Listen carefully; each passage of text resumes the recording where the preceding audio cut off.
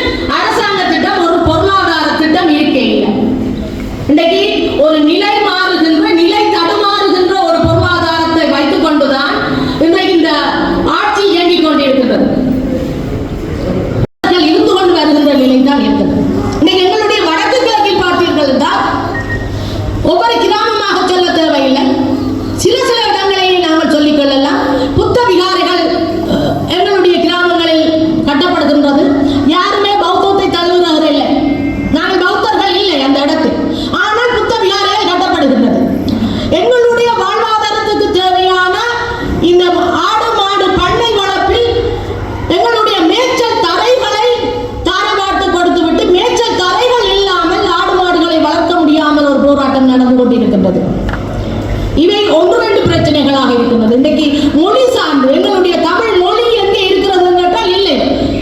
எந்த கடிதமும் எங்களுக்கு மத்திய அரசிடம் இருந்து வருகின்ற பொழுது சிங்கள மொழியில தான் வருகிறது. தமிழ் மொழிக்கான அங்கீகாரம் இல்லை. ஏனென்றால் இலங்கையினுடைய அரசியல் ஆட்சியாளர்களில் பௌத்தத்திற்கு முதலிடம் என்று வருகின்றபடினால் அவர்களுக்கு தான் அந்த முதல் வாய்ப்பை கொடுத்து எங்களுடைய இனம் ஒரு இல்லாமல் தள்ளப்படுகின்ற ஒரு புறந்தள்ளப்படுகின்ற ஒரு நிலை இருக்கின்றது. எனவேதான் அன்புக்குரிய எங்களுடைய உறவுகளை நாங்கள் இந்த முறை தமிழர்களாக நாங்கள் ஒன்றிணைந்து இருக்கின்றோம் என்ற ஒரு செய்தியை உலகிற்கு சொல்ல வேண்டும். தொடர்ந்தும் நாங்கள் உங்களுடன் ஒரு நட்புறவோடு இருப்போம். கடந்த கால மண் சரிவு நிலச்சரிவின் பொழுது நாங்கள் தமிழர்கள் சாதித்து விட முடியாது. ஒரு 30 வருட கால ஒரு இன விடுதலை போராட்டம் முப்படைகளையும் கொண்டு இயங்கிய ஒரு நாடாக ஒரு நிழல் அரசாங்கமாக இருந்த இடத்தில் 15 வருடங்களுக்கு பிற்பாடு ஒரு தமிழனாக நாங்கள் தமிழர்கள் எல்லோரும் ஒன்றுபட்டு நிற்கின்றோம் என்ற வகையில் வடக்கு கிழக்கு தமிழர்கள் சேர்ந்து ஒரு பொது வேட்பாளரை களமிறக்கி இருக்கிறார்கள். இந்த முறை நாங்கள் ஒரு சர்வதேசத்துக்கு சொல்லுகின்ற செய்தி, நாங்கள் எல்லோருமே தமிழர்களாக ஒன்றுபட்டு நிற்கின்றோம். தமிழர்களுக்கு ஒரு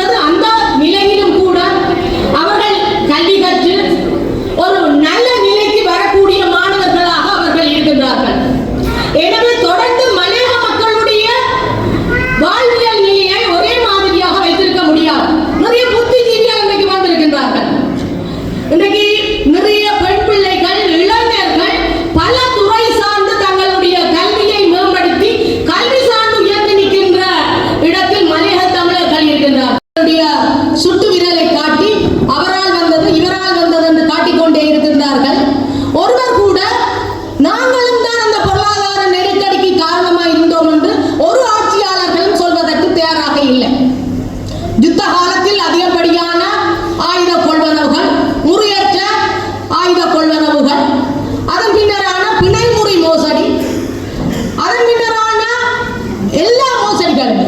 இன்னைக்கு ஒரு மருத்துவத்துறையில ஒரு அமைச்சர் இலங்கையில கம்பி எண்ணி கொண்டிருக்கிறார் என்றால் உங்களுக்கு தெரியும் ஊழல் மோசடி என்பது எவ்வளவுக்கு மலிந்து போனதாக இருக்கின்றது. அது ஒரு சிறிய உதாரணம். இன்னைக்கு எல்லா துறையிலையுமே நீங்கள் கல்வியாக இருக்கலாம், நிர்வாகமாக இருக்கலாம், எல்லா துறையிலையுமே இன்றைக்கு மாறி மாறி வந்த ஆட்சியாளர்கள் கண்டும் காணாது போல் இருக்கின்ற பொழுது ஊழல் மோசடி மலிந்த ஒரு நிலையை இன்றைக்கு பொருளாதார நெருக்கடியினால் இன்றைக்கு ஏழைகள் மத்தியதர குடும்பம் தான் இன்றைக்கு வரியை செலுத்தி கொண்டிருக்கிறார்கள். இன்றைக்கு எந்த ஒரு அமைச்சருக்கும் பிரச்சனை இல்லை, எந்த ஒரு பாராளுமன்ற உறுப்பினருக்கும் இந்த பொருளாதார நெருக்கடி பெரிய தாக்கம் இல்லை. ஒரு பாராளுமன்ற உறுப்பினராக வருகின்ற பொழுது ஒரு சில சொத்துக்களோட பாராளுமன்ற உறுப்பினராக அல்லது அமைச்சராக இலங்கையில வருகின்றவர்கள் இன்றைக்கு 5-10 சந்ததிக்கு தேவையான சொத்துக்களை ஈட்டக்கூடிய சொத்துக்களை வைத்துக் கொண்டிருக்கின்ற அரசியல்வாதிகளாக அவர்கள் இருக்கின்றார்கள் என்றால் உங்களுக்கு தெரியும் மக்களுடைய வரி பணத்தில் எவ்வாறு அவர்கள் சுரண்டி வாழ்கிறார்கள் போன்ற இடங்களில் நான் என்னுடைய நிவாரண பணிகளை முன்னிறுத்தியிருந்தேன். எனவே